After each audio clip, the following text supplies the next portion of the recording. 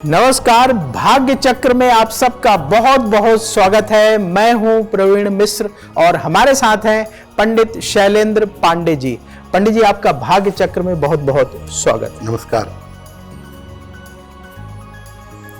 आज पापांकुशा एकादशी है। इस एकादशी का क्या महत्व है?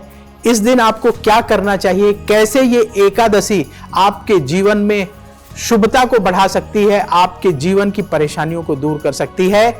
इस पर पंडित जी से विस्तार से चर्चा करेंगे। आज हम बात करेंगे पापांकुशा एकादशी के बारे में, लेकिन उसके पहले यह समझते हैं कि एकादशी का क्या महत्व है।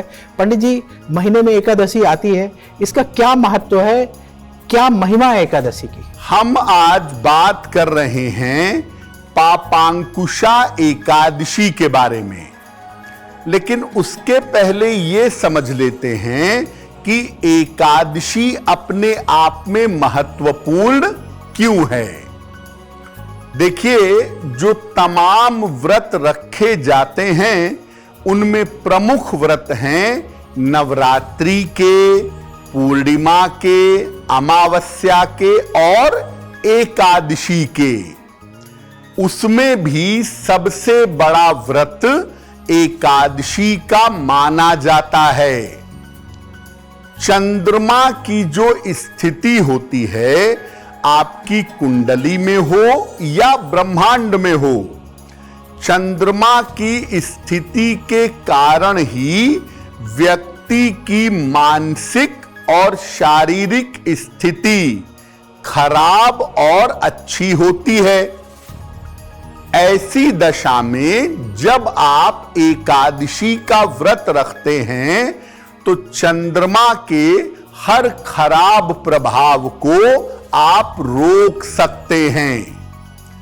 यहां तक कि आप ग्रहों के असर को भी काफी हद तक कम कर सकते हैं।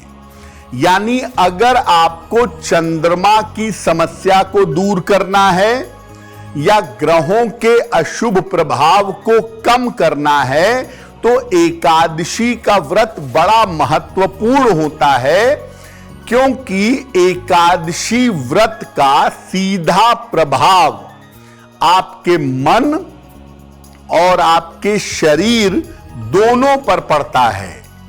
बाकी जो व्रत हैं वो ज्यादातर शरीर पर असर डालते हैं, लेकिन एकादशी का व्रत आपके मन पर भी असर डालता है।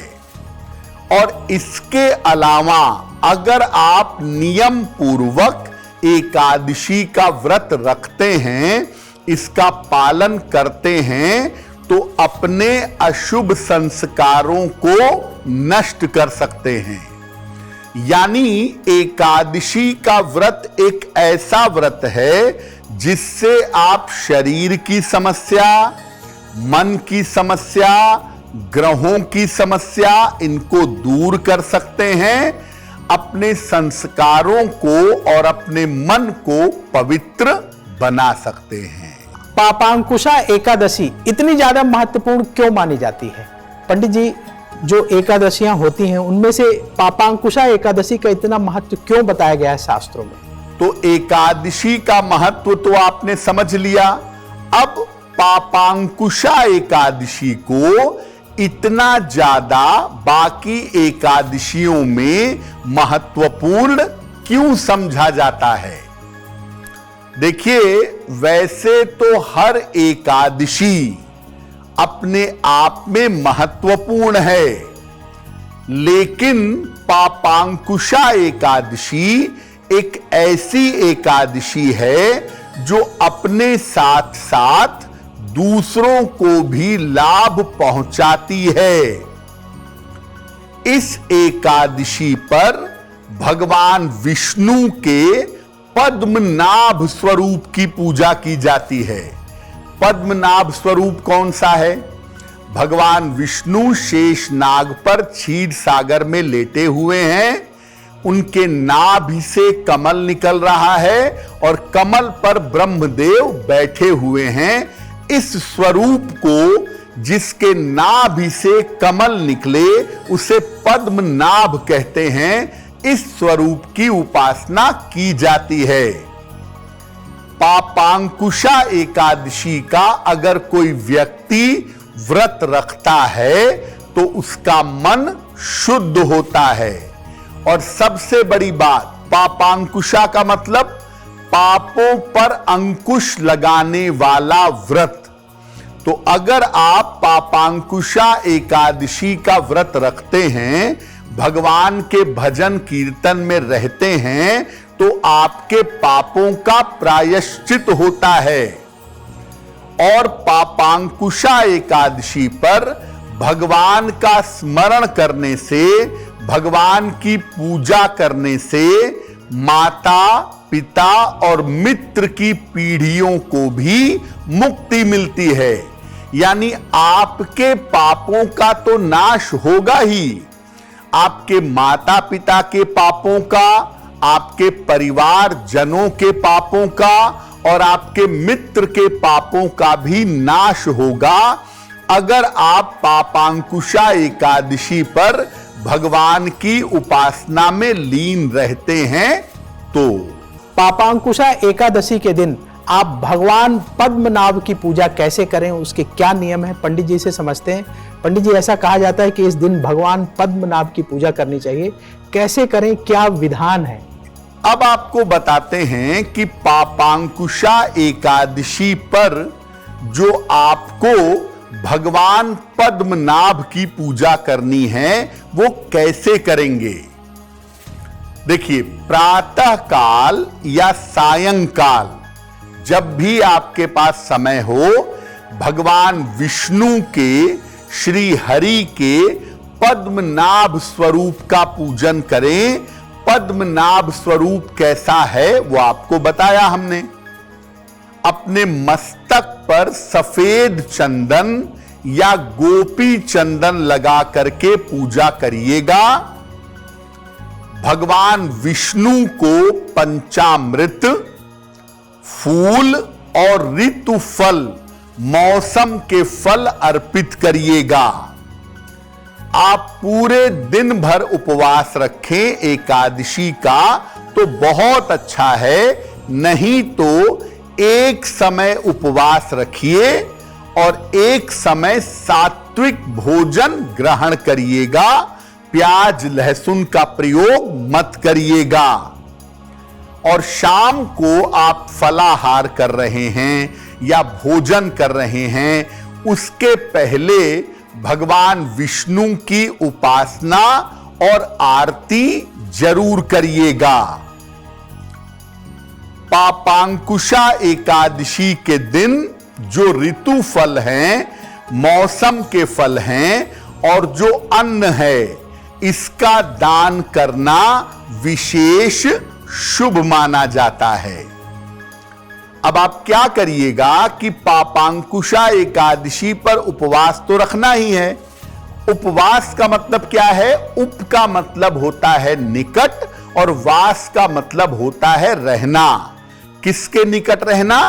दिन भर रात भर प्रभु के निकट रहें, भगवान के नाम का जप करें, विष्णु विष्णु का, हरि हरि का, नारायण नारायण का नाम का अधिक से अधिक जप करें। या सबसे बढ़िया है कि पापांकुशा एकादशी पर सुबह और शाम दोनों समय आप विष्णु सहस्त्र नाम का पाठ करें। अगर आप पापांकुशा एकादशी पर अधिक से अधिक अपना समय नाम जप में, पूजा साधना में लगाते हैं तो आपका कल्याण अवश्य होगा। आज पापांकुशा एकादशी है। आज आप किन सावधानियों का पालन करें ताकि भगवान की विशेष कृपा आपको मिले? पंडित जी, पापांकुशा एकादशी के दिन कौन कौन सी सावधानियां अवश्य बरतनी चाहिए? अब पापांकुशा एकादशी का पावन दिन है। आप पूजा उपासना करेंगे, भगवान का स्मरण करेंगे। किन किन बातों का आज आपको ध्यान रखना चाहिए, कौन सी सावधानियों का पालन करेंगे? देखिए, तामसिक आहार, व्यवहार और विचार से दूर रहिएगा। आप व्रत रखें या न रखें, लेकिन आज एकादशी का पवित्र दिन है, तो आज प्याज, लहसुन, मांस, मदिरा इसका प्रयोग मत करिएगा। अपना व्यवहार पवित्र रखिएगा और कोशिश करिएगा कि मन में अपवित्र विचार ना आए। एकादशी के दिन कम खाना चाहिए, हल्का खाना चाहिए, ताकि मन हल्का हो और ज्यादा पूजा उपासना आप कर सकें। तो भारी खाना खाने से आज बचाव करेंगे। बिना भगवान विष्णु की उपासना के दिन की शुरुआत नहीं करेंगे।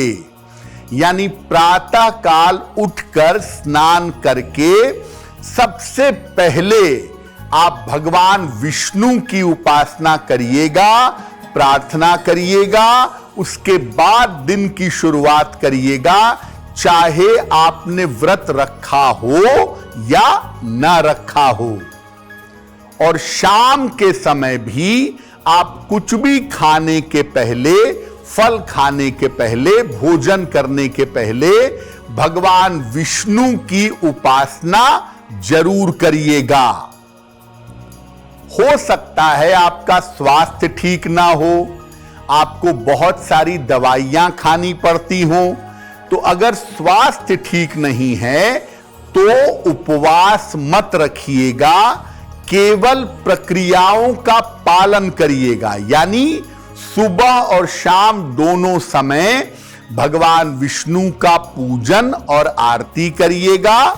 और अगर उपवास नहीं रखते हैं, भोजन करते हैं, तो प्याज, लहसुन इत्यादि का प्रयोग मत करिएगा। और ज्यादा से ज्यादा समय आज भगवान के नाम जप करने में लगाइएगा, आपके लिए बहुत अच्छा होगा। अब वक्त है ऐसा क्यों जानने का। पंडित जी, बहुत सारे लोग ऐसा कहते हैं कि जो सुहागन महिलाएं हैं उन्हें एकादशी का व्रत नहीं रखना चाहिए, ऐसा क्यों?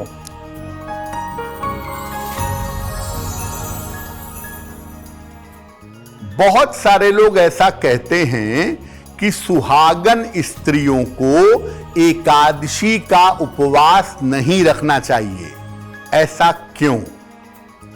देखिए, ऐसी मान्यता लोगों के मन में है कि जब किसी महिला के पति नहीं रहते हैं तो उसको अपने मन को कंट्रोल करने के लिए, अपने मन, शरीर, भावना, इंद्री, इसको कंट्रोल करने के लिए एकादशी का उपवास रखना चाहिए। लेकिन ऐसा कोई नियम नहीं है कि जो सुहागन महिला है वो एकादशी का उपवास नहीं रख सकती। सुहागन महिला हो या जिनके पति ना हो, ऐसी महिला हो, कोई भी महिला एकादशी का उपवास रख सकती है। एकादशी का उपवास रख के कोई भी महिला अपने मन को बहुत अच्छा कर सकती है, अपना स्वास्थ्य अच्छा बना सकती है, और सबसे महत्वपूर्ण बात, ईश्वर के सामीप्य का, ईश्वर के निकट पहुंचने का आशीर्वाद भी पा सकती है। अगर आप मुझसे जुड़ करके अपनी समस्याओं का समाधान चाहते हैं और चाहते हैं कि आपकी समस्याओं को ज्योतिष के माध्यम से सुलझाया जाए, तो आप हमसे संपर्क कर सकते हैं, जुड़ सकते हैं एस्ट्रो तक पर।